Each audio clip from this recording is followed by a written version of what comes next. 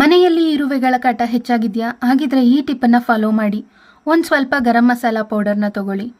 Next ಅದ್ರ ಜೊತೆಗೆ ಒಂದು ಸ್ವಲ್ಪ ಅರಿಶಿಣವನ್ನು ಸೇರಿಸ್ಕೊಳ್ಳಿ. ಇದೆರಡನ್ನು ಚೆನ್ನಾಗಿ ಮಿಶ್ರಣ ಮಾಡ್ಕೋಬೇಕಾಗುತ್ತೆ. ಇವಾಗ ಮನೆಯಲ್ಲಿ ಎಲ್ಲಿ ಇರುವೆಗಳು ಓಡಾಡ್ತಾ ಇರುತ್ತೆ ನೋಡಿ, ಗಬ್ಬಿರುವೆಗಳು, ಈ ರೀತಿ ಇರುವೆಗಳಲ್ಲಿ ಥರದ ಇರುವೆಗಳಿರುತ್ತೆ.